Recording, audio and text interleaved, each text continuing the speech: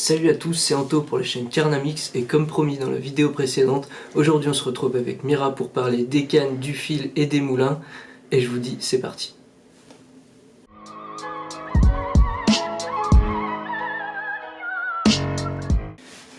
Alors du coup on va commencer avec les cannes à pêche, donc on va parler un peu des différents types de cannes à pêche qu'on peut utiliser pour la truite et aussi celles qu'il faudrait peut-être éviter pour pouvoir avoir une pêche productive.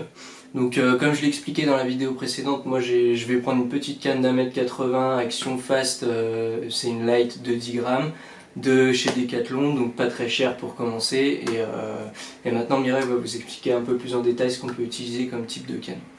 Voilà, donc moi je vais partir sur les tailles déjà.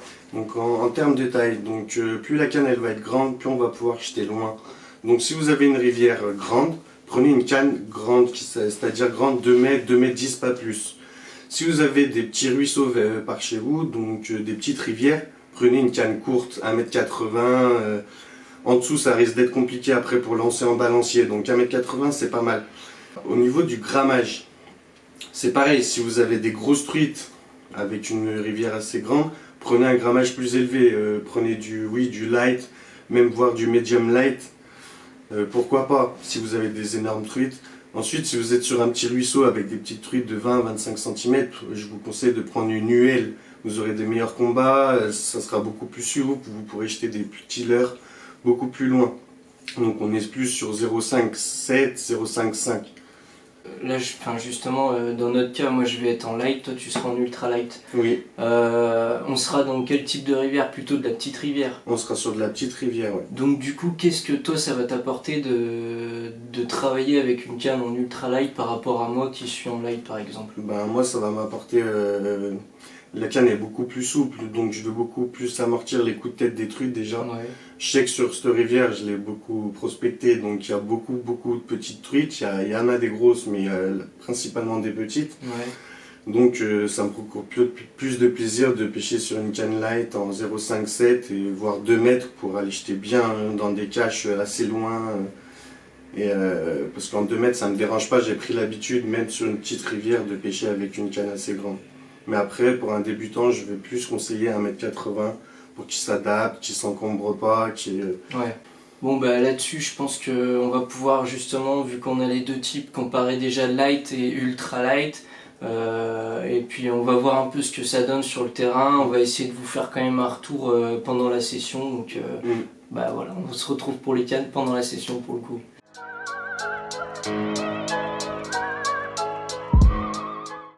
Donc là on va vous parler des moulinets, donc principalement ce qu'on va évoquer sur les moulinets c'est la taille et le ratio. Donc rapidement pour ceux qui ne connaissent pas encore, le ratio c'est en fait lorsque vous allez faire un tour de manivelle, ça va être le nombre de tours que fait votre pick-up. Donc le pick-up c'est le petit arceau qui est placé au niveau de la bobine et la manivelle c'est ce qu'on utilise pour faire tourner le moulinet en fait. Donc en fait par exemple vous allez faire un tour de manivelle, ça va créer 5 tours de pick-up.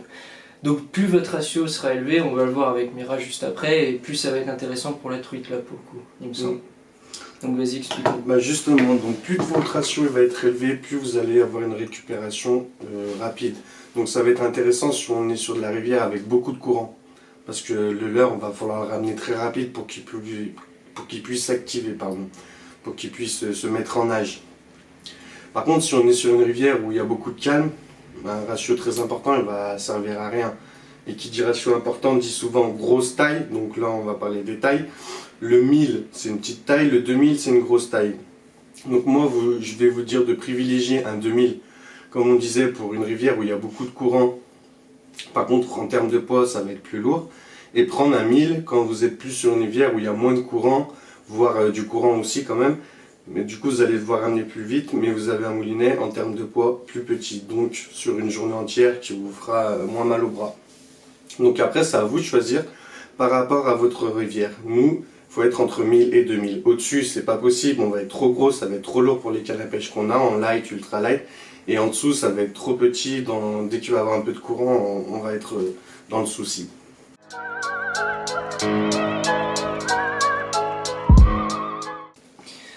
Alors maintenant on va parler du fil, on va expliquer un peu les différentes caractéristiques qu'on a entre de la tresse et du nylon et ce qu'il va falloir préconiser plutôt vraiment quand on est débutant. On va parler aussi des budgets et des différents diamètres de fil et de tresse qu'on peut utiliser pour la pêche de la truite. Donc vas-y Mira, explique-nous un petit peu ce qu'on a devant nous. Donc moi je vais conseiller aux débutants du nylon.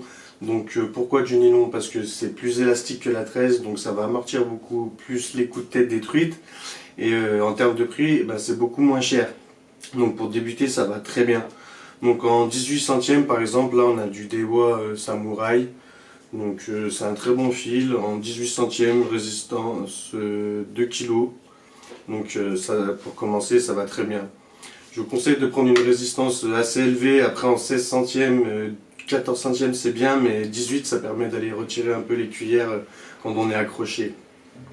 Juste en termes de qualité du nylon, est-ce qu'on va quand même éviter les nylons mauvaise qualité, enfin ouais, vraiment bas de gamme Vaut mieux prendre un nylon moyenne gamme, ça fera l'affaire plutôt que du bas de gamme, ouais, on risque d'avoir beaucoup plus de casse. Ouais, je tenais aussi à préciser ça, il y a plus de casse sur du nylon bas de gamme et moi personnellement je trouve qu'il est plus élastique aussi que du nylon un peu de meilleure qualité. Donc on va peut-être pas utiliser du fil trop élastique, ça nous dégrade vraiment les sensations sur le poisson, quoi. Voilà, donc en termes de sensations, on va en venir sur la tresse. Donc la tresse, il y a plus de sensations de pêche parce que c'est un peu plus raide que le nylon. Et en termes de prix, c'est beaucoup plus cher. Donc en tresse, je vous conseille du 8 centièmes pour pêcher la truite. Donc moi, ce que j'aime bien faire, par exemple, c'est quand on achète un moulin, on a 2 bobines. Donc si vous avez le budget vous le permet, mettez du nylon sur une bobine et mettez de la tresse sur l'autre. Comme ça, vous-même, vous pourrez utiliser les deux et juger par vous-même ce qui est le mieux. Ouais, donc voilà, c'est exactement ce que j'expliquais dans la vidéo précédente. Du coup, c'est pas mal d'avoir les deux quand on peut avoir les deux. Mais bon, voilà, là-dessus, de toute façon, c'est pareil. Pendant la session, là, on va vraiment faire une comparaison entre les deux parce que justement, tous les deux, on va tester les deux types de fils et on pourra voir dans quel cas ça nous apporte des éléments ou si ça devient contraignant plutôt. Parfait. Et pour finir, le fluorocarbone. Donc indispensable.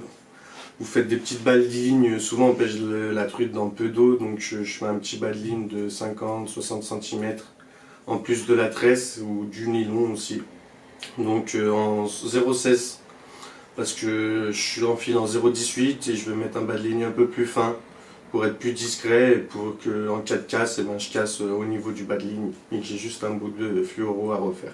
Ouais, après, juste ce que je rajouterais quand même, c'est je vous conseille de justement pas dépasser ces 50 cm, c'est un conseil que moi je donne, parce que votre nœud, ça va faire comme une petite boule et quand il faut le passer dans les anneaux, c'est un peu contraignant pour lancer le leurre, surtout quand on est avec des leurres légers, ça va vite être chiant, je pense. Donc, on sera moins précis parce que le petit nœud il va ripper sur l'anneau et hop, le leurre il va dévier et à force même ça risque la casse parce que le nœud va se détériorer à force de passer dans l'anneau. Ouais, et puis surtout pour les débutants, parce que c'est vrai qu'au début on a tendance à faire des nœuds qui sont un peu moins bien réalisés et du coup qui prennent un peu plus de place, donc juste faites attention à ce point-là, je trouve que c'est important. Bon bah voilà, on a fini la première partie, donc je vous invite à aller voir la deuxième partie qui va plus concerner les accessoires, les leurres et les petits conseils et astuces. A plus!